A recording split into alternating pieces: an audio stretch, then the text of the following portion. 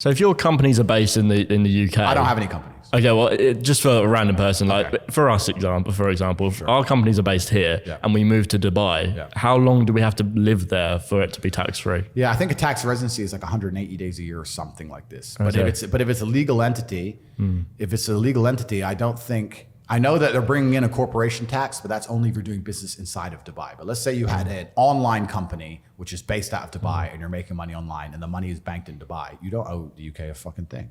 You don't owe a penny. So why? And why? When are we moving, Dad? Yeah, you don't owe them a penny, and that's what's so amazing to me, that you go around a city with perfectly clean streets and perfect law and the tallest building in the world and all these bright lights and all this beauty with 0% taxes. It makes you wonder what they're doing with all our money. Well, makes you think, well, surely they wouldn't just be sponsoring random proxy wars and dumb shit like that. Of course not. They must be doing something very smart with all the money they take off of us. Well, I used to have no problem paying any tax that was due to me. I used to think, well, that's what I do. I go to work, I run a business, I pay my employees' taxes and my national insurance, and I'm happy to do that because it's a furtherment of my country that I love. Yeah.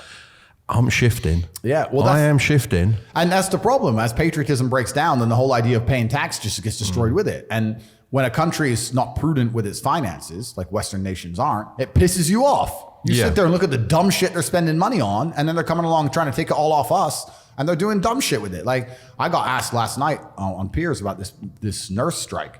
And I said, I think the nurses would be happy to work at the wage they're currently being paid if they believe the nation was spending its money prudently. But because they see the nation spending millions and millions to bomb random patches of desert or to sponsor a proxy war or whatever dumb shit they're doing, of course you're going to sit there and go, wait, well, if you've got billions for that crap, I need an extra £5 an hour. And this is what happens. And I think Western society is failing. I think it's breaking down in real time. I think by any metric you can measure a society, whether it's birth rate, happiness of people, criminality, anything you can measure, we're just losing. And on a long enough time scale, I think places like England and the United States are going to become unlivable. I think they're going to become unlivable states. What a shame that is, because it doesn't have to happen. It doesn't have to happen. And I'm the patriotic Brit in me, it pisses me off. Because I come back to England and I remember England 20 years ago where you could go on a night out and it was fun and it was safe. And I still love England, part of me does, but it's just fallen, it's failed. And all of our leaders refuse to do anything about it. They just want to sit around and fucking take for themselves for their few years they're in power. And we have a cancer, we have a problem here in these countries, which is being completely ignored, and it's going to continue to spread. And I think that genuinely within 30 years, England's going to be unlivable. I think anybody with any semblance of money will be in Dubai where they can walk around in safety. No one's staying here to get repeatedly robbed. Like no one with money is going to stay here to get repeated. Even me, it costs me so much money to be in London.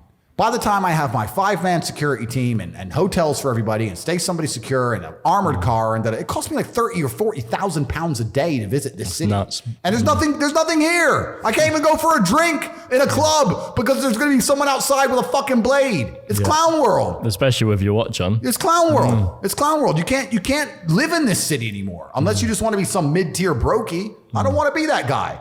In Romania, everyone knows where my house is in Romania. Everybody knows it's in the middle of the city. My Bugatti's on my fucking driveway. No one would dare touch me in Romania. No one would dare. Here, you can't even have a nice car on your drive. Not even a Bugatti, a Range Rover. I had a friend the other day. They tried to rob him in his house because his Range Rover's on the drive. It's not even it's a $100,000 car. It's insanity that people, to me, I find it absolutely mind-bending that people don't just leave. I'm like, what are you staying? I get it. You miss it. Visit. Come on holiday and fuck off because it's shit. There's nothing here. What would you say you stay for then? Patriotism. And that's it. And family, I guess. Well, yeah, of course, family. But, overall, it's patriotism because, I grew up wanting to, I was so patriotic. I wanted to represent my country at the sport I did, which I achieved and got medals for it. And I loved every bit of that. Yep. And it's hard over all those years to just throw that away. I know that, and I respect that because I feel it. And we've had obviously that common thing of the Queen being in power all my life, or not in power. The Queen being around. It's a common thread. It's a figurehead, yeah, and that's gone.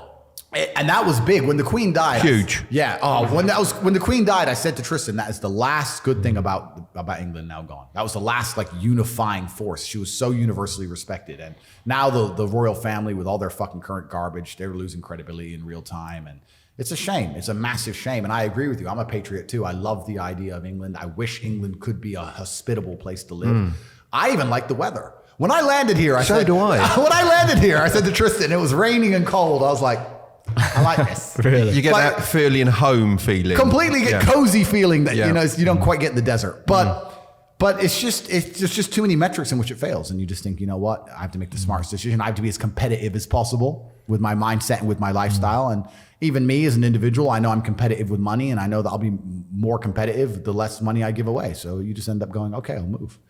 But Romania is a beautiful place as well. Like Romania has been very good to me. And I've been to Romania. I visited Pitești. Is it Pitești? Pitești, yeah. Yeah, we had a competition out there. I think it was a European Championship. When was this? Oh, a few years back, 20 years ago. Oh, it must have been different then. Yeah, it's changed. It probably changed a bit now, I should think. But very, communist feel back then. Yeah, it with is. one big power station to supply all the hot water to the house, to the flats. Yeah. And it still has that communist feel to a degree. Yeah. I try and describe Romania feels like 1910 with Wi-Fi. That's kind of how it feels. Yeah. If you go out into the mountains, it feels like old, but it is beautiful. But isn't it amazing? Again, once again, one of the poorest countries in Europe. I drive a $5 million car, I wear a $1 million watch, I walk around on the street. But you'll be respected there. Completely. Whereas people hate on you here. They'll damage it for no reason, just for the sake of doing it. Completely different That's mentality. an English mentality, isn't it? Like they want to, what is it? The crab effect. Pull you down, crabs in a bucket, pull you down when one tries to escape. And that's it. The culture's different. So it's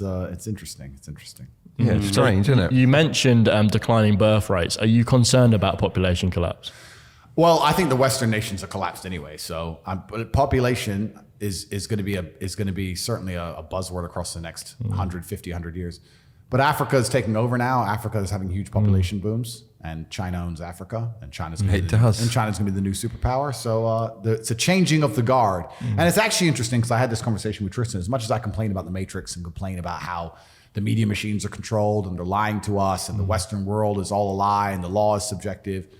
If the main power in the world changes from America to China, it might even be worse. So it's kind of interesting. Like either way we're going, it's going to be a difficult future for people. Yeah, every top sort of factory owner that I know in China, they all originally wanted to come here when I started doing business with them 25 years or so ago, and they're all now looking at Dubai. They've forgotten England. 100%. Everyone is going to Dubai. This was a safe haven for them. That's what they thought, and now it's Dubai. Everyone with money is going to Dubai for the same reasons. It's globally. There's no city that can compete. I was at a meeting. I won't name drop. I was with a couple billionaires, and I was sitting with them, and I said, if you didn't live in Dubai, where's the next most hospitable city in the world? And they said, number 2 is Tokyo, because it's safe. Very safe. Very safe. People are quite friendly. Very respectful. Very respectful. There's a lot to do, but they're still saying it's a second, but it's nowhere near Dubai. And I said, why? And they said, because it's more traditional, inward thinking, hard to do business, hard to penetrate the culture, hard to penetrate the language barrier. Like in Dubai, you can come up with a brand new idea, a brand new product or something that's never been seen before. And you'll find people who are interested in it, and you'll get investors, and everyone speaks English. And it's very forward thinking. It's a very forward thinking place. But they said, yeah, Tokyo's number 2, but it's half as good as Dubai. Dubai is winning. It's winning. And because they're running their city and they're running their country like a business. And here we are, and you have one person in charge running it like a business. Think about how much more competitive that is than having a parliament full of clowns, jackals, arguing with each other about garbage and nobody fixing anything. Stupid. You walk down the street in Dubai, if the king walks down the street and there's a hole in the floor, he says, fix that hole. Next day it's fixed. Here we need a parliamentary review in 6 months and a government contract, and half the money goes missing, and then they somehow might fix it next year. Stupid. It's over. The Western world is done. It's finished.